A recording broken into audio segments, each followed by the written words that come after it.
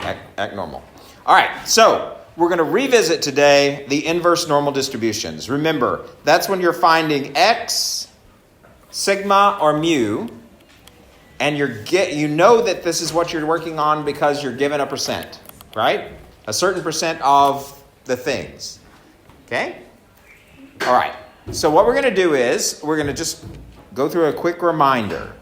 The first thing is that when you're doing your calculator's keystrokes, remember it's menu, stats, distributions, normal, and then inverse normal. So not NCD like we did last time or like we did before, but inverse. And when you do that, the information that you need is you're going to need a tail, either right or left. You're going to need an area, and remember area is simply that percent that they're going to give you. So the tail, right or left.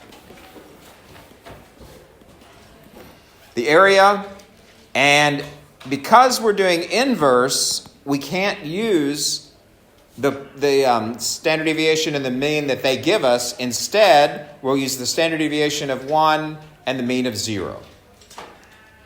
And what that's going to give us is what's called a z-score. Once you have z, then you're going to use z equals x minus mu over theta, or sigma, I'm sorry, not theta, over sigma, and then just plug in the numbers you know and use solver. Okay, sound familiar? Maybe not because you haven't been practicing it yet, but you need to practice because you must know these keystrokes in order to make this work. Okay, so today what we're going to do, first of all, we'll do an example together, and then we'll just work on this homework. Okay, so first,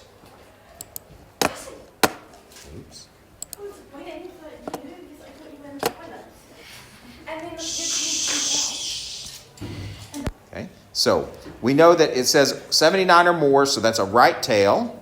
So we're going to use, when it says tail, you're going to put in right. Then we need an area, and it said 87%, right? So that's 0.87. You need to just change it to a decimal. Good. We need a standard deviation and a mean, but remember this one we're using the standard normal distribution. So what is my standard deviation going to be? 1, and my mean is 0. You have to hit execute twice, right, to get it to answer you. Okay? Well, because when we're doing inverse, we just have to use the big fake one. So we're using the one where the standard deviations are 1s.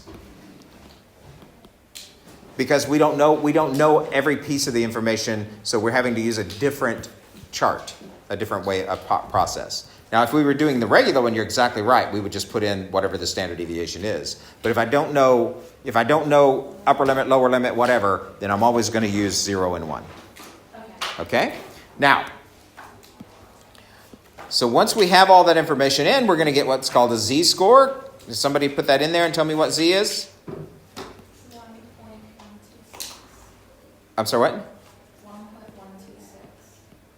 Okay, we get it. Do we agree? Yeah? Okay, good. So that's our z-score. Now we have enough information to go to the equation. And again, remember that equation is going to be given to you. You don't have to memorize it, but you're going to use it so often you're going to have it memorized. But it's z equals, right, x minus mu over the standard deviation. We know our z. Let me just change this to notebook paper so it's a little easier to see.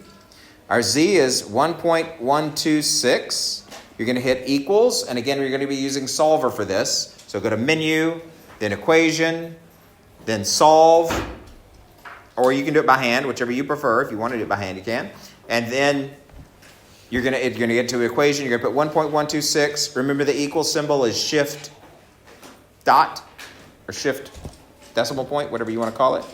We know our x value is 79 because it said it has more than 79. Minus the mean, we don't know the mean, so you put in minus mu, but of course you're going to put in In your solver, you just hit X for that. Doesn't matter that you're calling it the wrong letter. And then divided by the standard deviation, and this time we will use the number from the problem. So divided by 9. So you're just going to plug all that in and execute, again, probably twice. I don't know why. Does anybody have an answer for me? It's okay. So remember that if you're on this side of the mean, this is the negative. This is where everything's negative. On this side of the mean, it's positive. So if we got a z-score of whatever, then that's going to be a negative because it's on that side of the mean, right? And that's always going to happen if it's 50% or more, right? And your shading goes over here. There we go. That was our issue. So you're finishing it out, and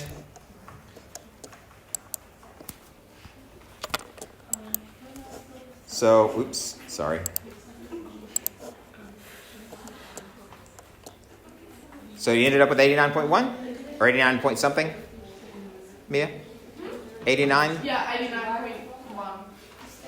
Okay.